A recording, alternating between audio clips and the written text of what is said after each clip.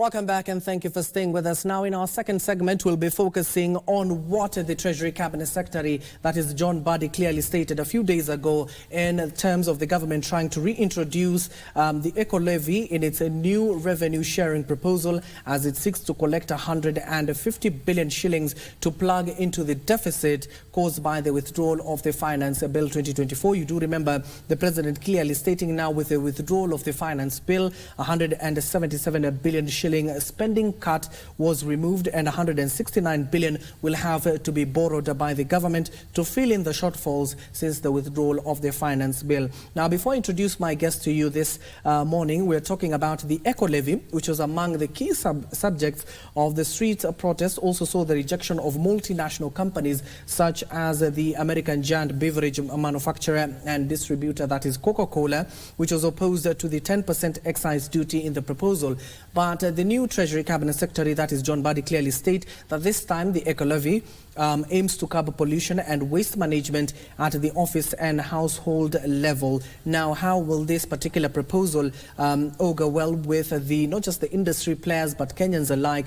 As the deadline, the CS clearly stated that the ministry is now rushing against time to have this tax measures in place by at least September 30th, so as to ensure the operations of the government are running smoothly. Now, joining us for this conversation is none other than Dennis Wakaba, a Secretary, Electric Mobility Association of Kenya. Dennis, welcome to our studios. Thank you very much. First of all, let me get your reactions on the possible return of not just the eco-levy, but the 49 provisions that were in the withdrawn finance bill by the new CS, that is John Buddy.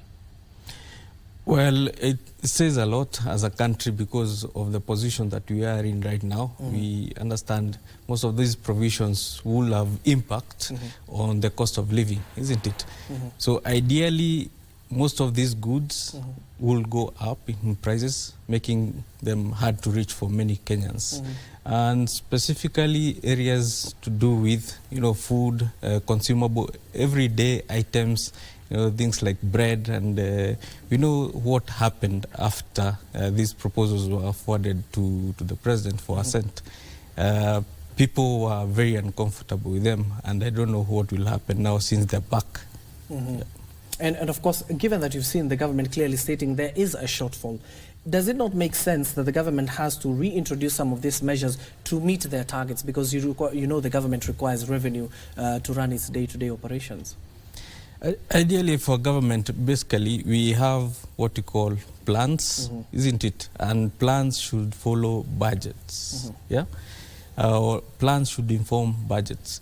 Again, it's all about strategically planning of what urgent needs are, and whatever is not urgent, how can we push a little bit further, or rather spreading the tax appetite that we have right now, because we know the status of the country and the status of people. So if you could say there are some things that can be put in, and there are some things can be pushed forward. But wholesomely, I think the CS should highly consider current status of the economy and how people are actually perceiving the government at the moment, because there are also trust issues. And one thing, as industry and people who do produce or sell such commodities, year on year, we get shocks. Things are being introduced randomly, abruptly. And for business like ours, we try to do long-term planning, 3 years, 5 years. But every year we have incremental.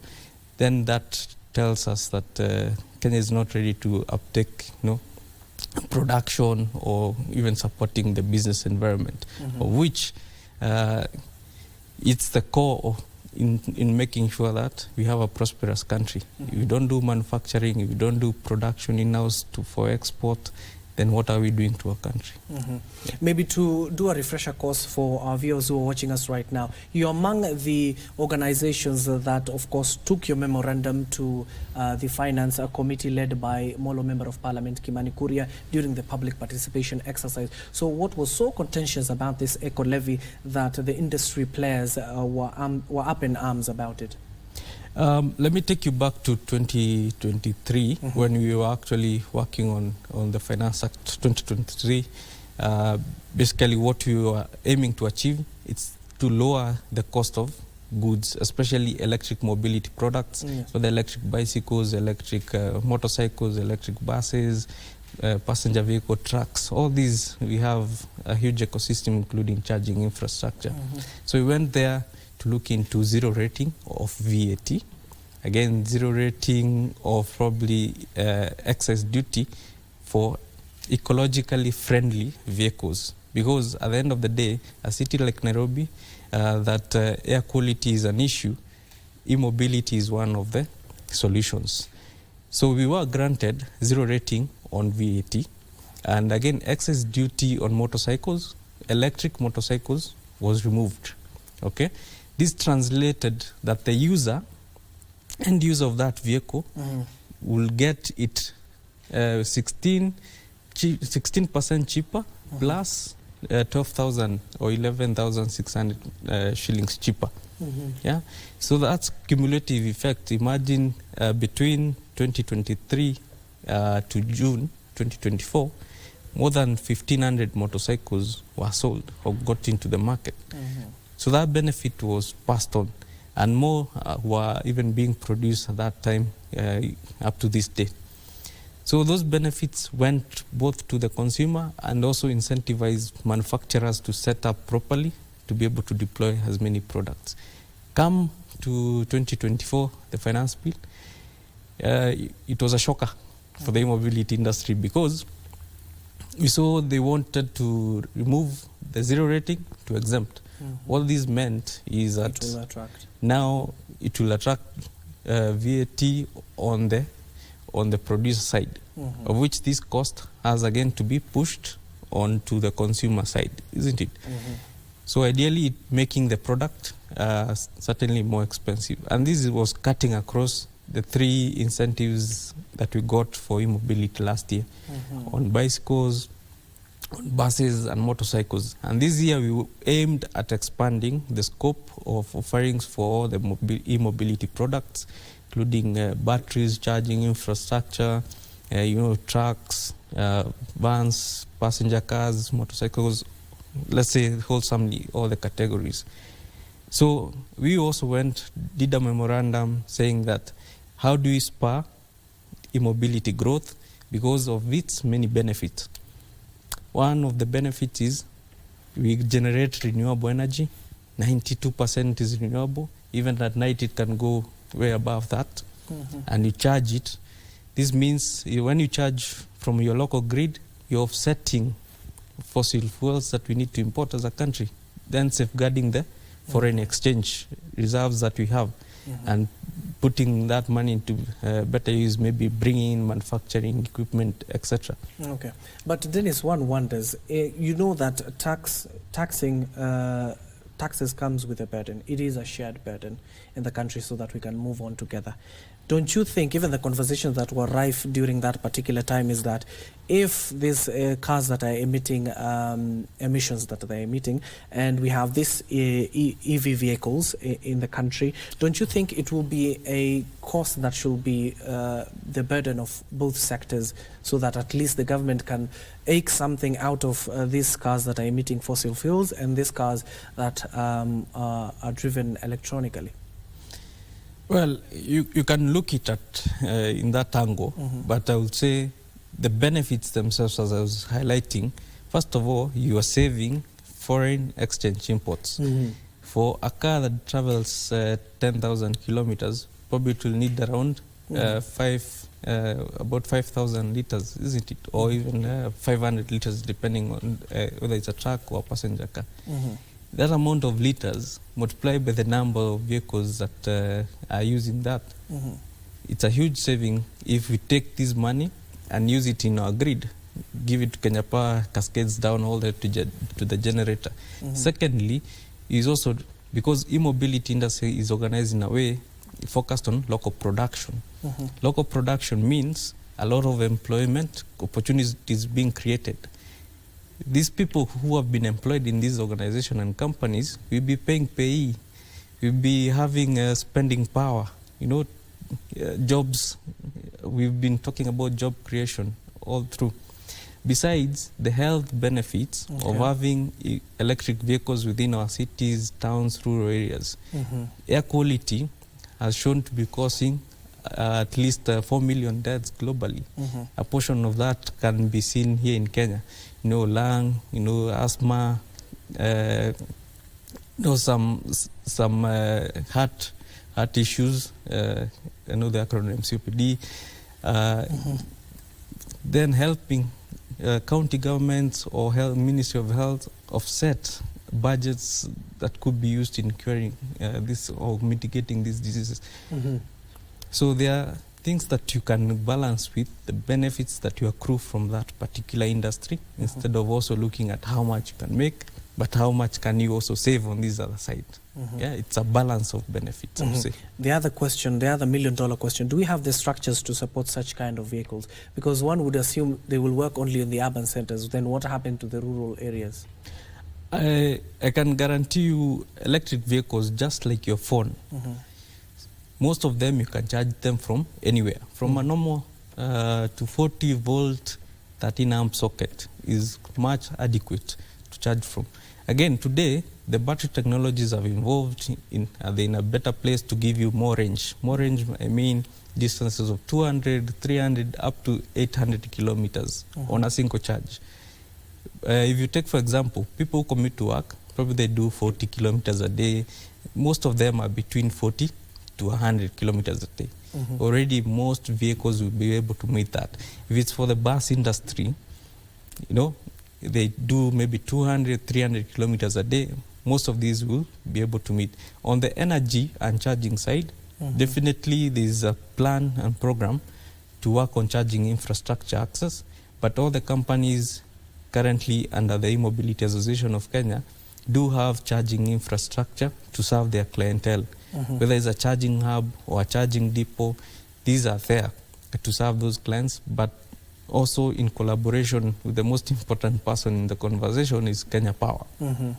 Because we rely on the grid to interconnect, whether the medium voltage line or the low voltage lines, to put up convenient charging stations. Besides that, the mainstream oil companies are rebranding. You will see called what energies, what energies, meaning they understand where the shift is. We are moving towards greener, and they have started deploying charging infrastructure. And even we can go further even to do solar panels and use that solar panels to charge. Whether at home, I have a very good case study. Somebody in Kitengela, where the sun is shining, he's able to charge his electric car only using solar. Which also is an advantage, that if you live in far-flung areas where there's no grid, solar or solar solution with a battery storage can be something that you can put up.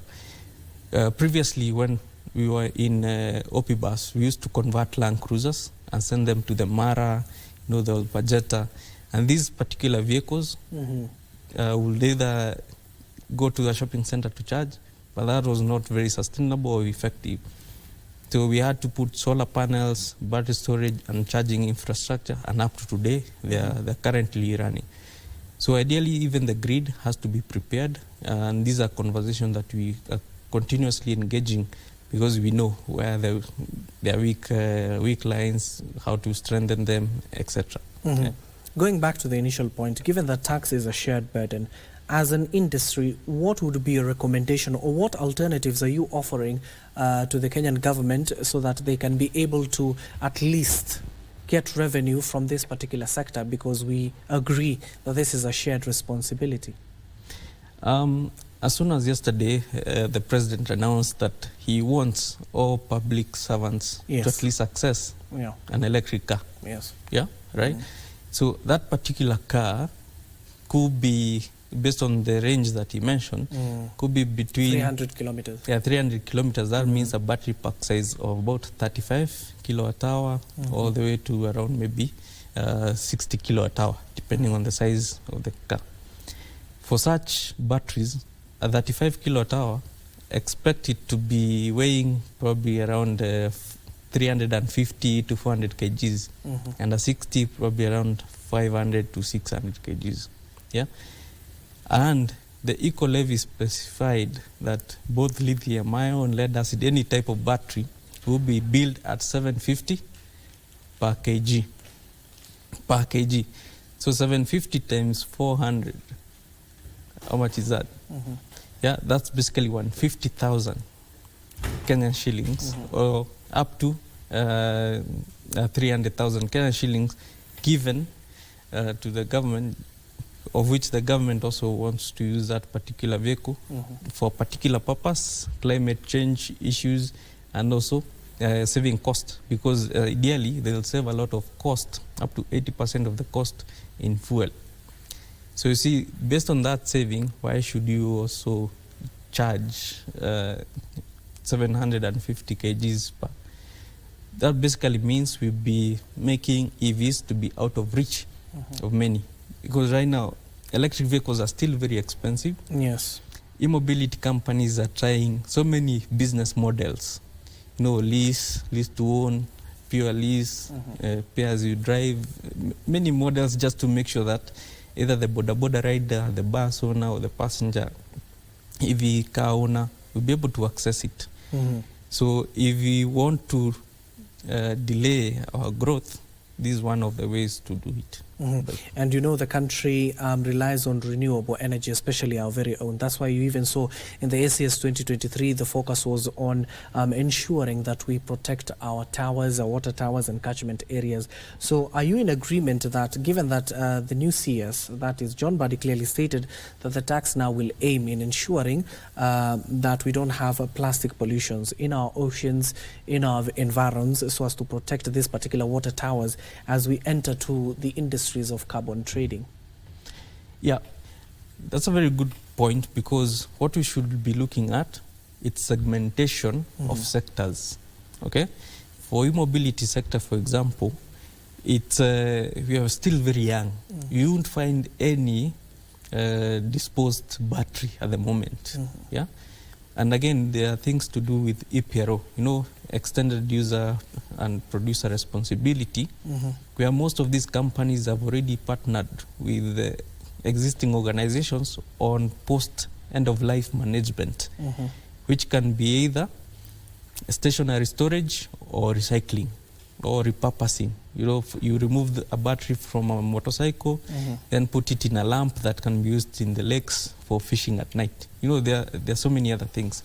But if you look at now clothing, paper, that's another conversation, because again, it also says there's sort of duplicity in things, because we had the extended producer responsibility regulations the other day, and introducing an eco levy, then it seems that they're competing.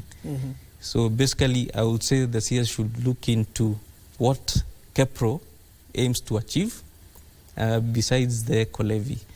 Again, it's very important to protect and have waste management. Yes. And I don't know why that revenue is being collected up there and not at the county level, if it's supposed to be collected, because it's mostly on waste management and producer responsibility.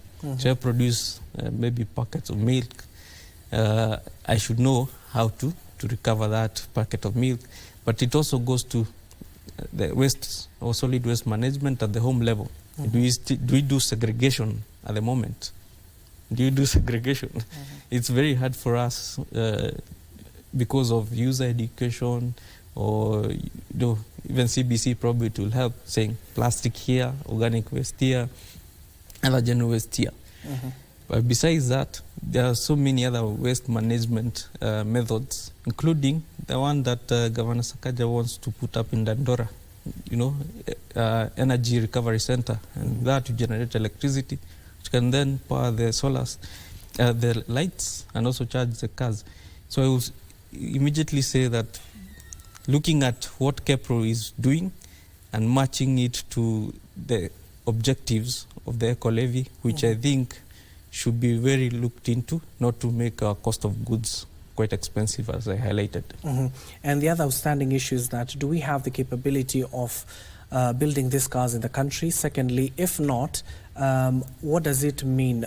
Is it the lack of capacity, the environment itself, or what are we looking at here? Do we have the capacity to assemble these cars if they're imported into the country? I will tell you that today we have cars being built here, mostly motorcycles and buses, and bicycles. Those are highly assembled and even to a point of manufacturing. For example, in-house manufacturing can be of some various components. Like doing a whole bus body, that's almost manufacturing, because we have organizations which have been doing this for years. There's no need of reinventing the wheel. So how do you partner with the existing body? So there is capacity, there is manpower, but again, for us to accelerate the adoption and also to accelerate the production of these vehicles, we definitely need to do a lot of capacity building.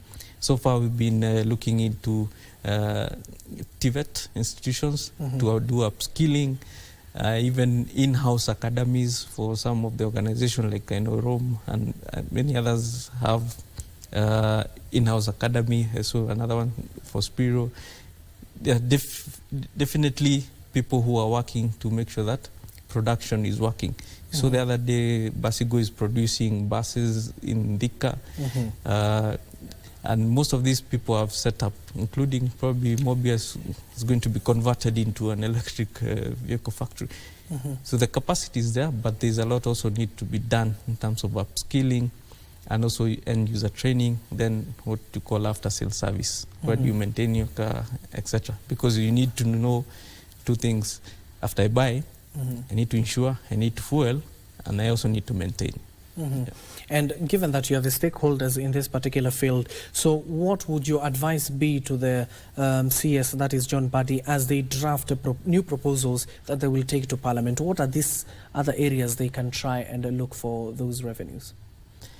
Again, I will keep on saying you might not get tangible benefits such as cash back, but you also see if one, you can save on the other side because of putting down this particular product called an electric vehicle. First of all, it's the health, the energy, the forex savings that you can do. On the other things that they can get benefits tangibly is to incentivize the sector to grow. Because once you incentivize it, it will employ a lot of people, you'll get a lot of pay, you'll get people now being able to go spend, spend in a supermarket, spend in a market, and that's how you spur economic growth. I saw an article by Prof. Ndongo the other day. You cannot, always keep taxing people, expecting to increase your tax collected. But how do you spread it in a way that every sector gives you something and you're able to fill your pot? So ideally, I would say incentivize this, because we have the potential even exporting vehicles. Maybe someday, just like South Africa exports to Europe and other countries, we can also do the same. Export to our neighboring countries, maybe export to overseas, and this will help create job opportunities, investment opportunities. E-mobility alone, in the past year, has brought in 50 million USD. 50 million USD. And if given a better opportunity, it can multiply that figure by 10. Yeah. So it beats the purpose of getting small and losing much. I would say incentivize so that you're able to also focus on the long term. Yeah. Maybe to the Kenyan who's watching us right now, if you're making $50 million US, bringing it into the country, so it means there's money in the sector. So you can give and take at the end of the day. Well, most of these monies are foreign direct investments to these companies. We go out there, pitch, say that we need to electrify Kenya, making sure that we also partake in the carbon neutrality goal or net zero goal. We committed here last year during the ACS. How do we make sure mobility that accounts for 44% of the emissions within Nairobi alone is converted, or we are able to reduce, because also government has targets, emission targets. We need to get money, what you call cheaper credit or cheaper monies from equity or debt. So ideally, if you look at local financial institution, it's very hard to get very affordable money. You're looking at interest rates below 7%. I'm not sure I know of any. So looking at that money particularly goes into make sure that you buy the equipment, you onboard more talent, and you grow your own organization to streamline production activities. So it's very little money, because it's also distributed to a membership of more than 34 companies. And ideally, we might require more money. In fact, right now, the delay is getting more money into the industry to be able to produce these particular vehicles. So 50 million is just 5 or 6 billion shillings. Which is a lot of money. If you come to these sectors, because an electric bus, for example, it will cost you between if you build it completely, probably around 15, 20 million.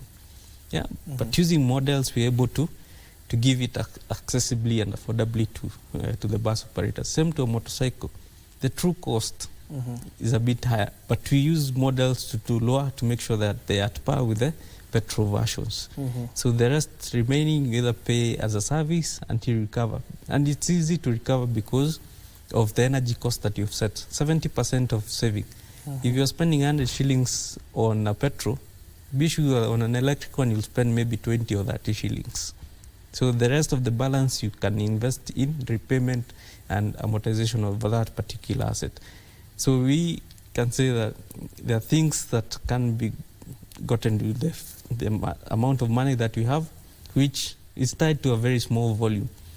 Maybe 1,000 buses, 10,000 motorcycles, etc. But that's not enough. We have 2 million motorcycles in the country. How much money do we need to electrify all this? And it's going to be phased. So if 10,000, you're using maybe around 20 million USD, about 1 million motorcycles. You see, the sum is quite huge. Same case to electric buses and electric vehicles. Now, aside from incentivizing the sector so that it can grow at the end of the day, what are these other solutions you're possibly looking at to ensure that this is an area that employs people? At the end of the day, we do have, when it comes to unemployed Kenyans, the numbers are quite high. So what are you doing in the sector to at least solve this particular issue that is facing the country? Yeah, that's a very important question. And as I mentioned, EMAC as an industry body is focused on making sure that we make sure that Kenya is a hub of e-mobility product production, right? And through this, first of all, it's investment in not only sales, because it's easy. For me, I can come from anywhere, put up a showroom and import and start selling those electric vehicles or electric motorcycles. I will only create maybe 2 or maximum 5 jobs. But for an organization that is serious in doing manufacturing or assembling here, I bet you they would not require anything less than 100 people at a medium scale operation. For example, I know a company like Rome has 215 employees. We also have other companies, they have maybe 50, 70, 100 people. That's the only way we can create jobs, by making sure that we do manufacturing and assembly. And once we do manufacturing and assembly, the law requires e-mobility companies to localize. By localize, I mean either design and develop some parts, whether the space tank or the footrest locally, or the rear carrier, the rear carrier locally.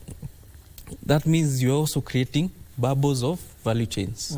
So somebody is producing maybe a chain, another one a sprocket, somebody else doing leaf spring. See, you're also creating jobs here, jobs there, jobs there, and before they come to the OEM aggregator here, who then also needs people to merge all these things into a product. Then after that, you need a showroom operator to sell that product. Then after selling, you need somebody to maintain.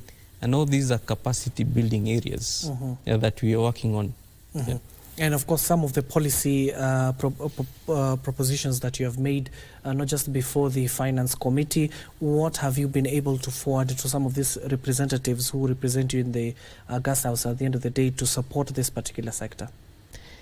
One thing I say, it's continuous awareness, because even when we were doing the consultations back in 2023, the gap was what is e-mobility, what is actual benefit of getting these things incentivized.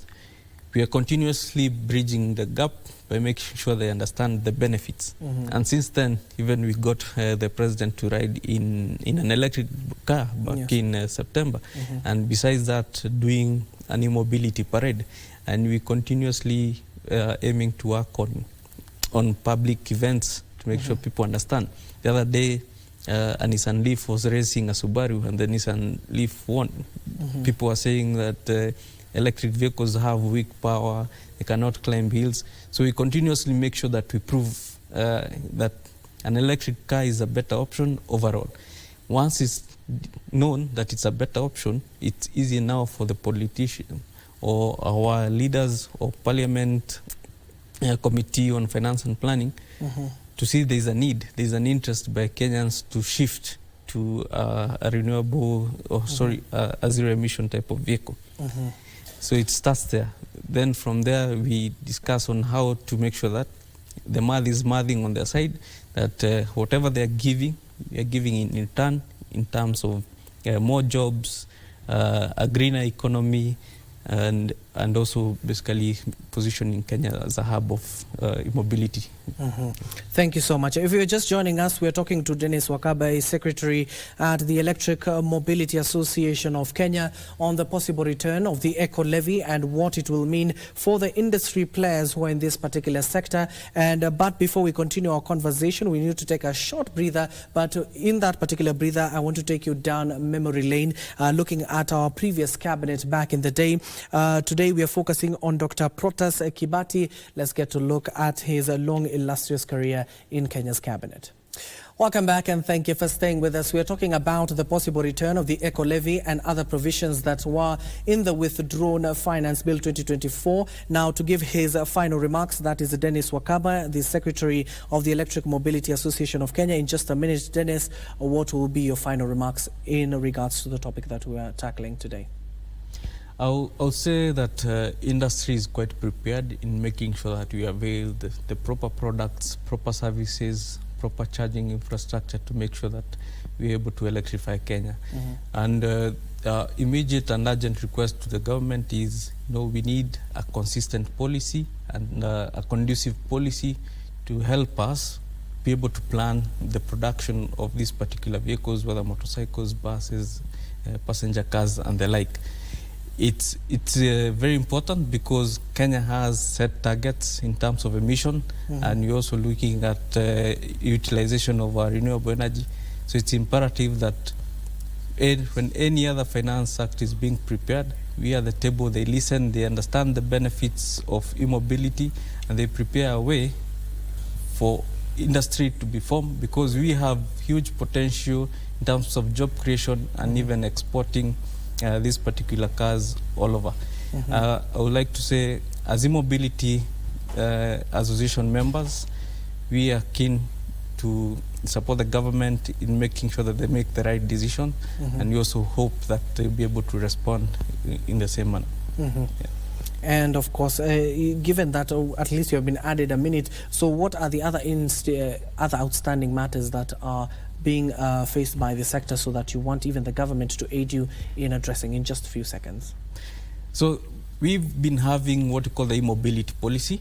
It's in draft stage. Finalization of that, because it articulates what needs to be done from public awareness, from production of this particular cars, incentivization, unique number plates, job creation ability, setting up of charging infrastructure accessible everywhere, proper standardization and standards for e-mobility. So once this policy has to be approved, and so that we go into a legislation and also proper regulations to govern the sector that will also touch on incentives, import duty, excess duty, all these kind of levies that will be able to help us grow without feeling squeezed, Okay, thank you so much. That is Dennis Wakaba, the Secretary of Electric Mobility Association of Kenya. Thank you for making time for us this morning. And that is on the possible return of the eco levy and other provisions that were in the withdrawn finance bill. You do know that the ministry is now rushing against time to have these tax measures in place by September 30th. We need to take a shorter breather, and we'll be back with our last topic, which is in regards to mending bridges. We are talking about two warring communities in Turkana and in Pokot. Let's take that breather, and we'll be back with that particular conversation.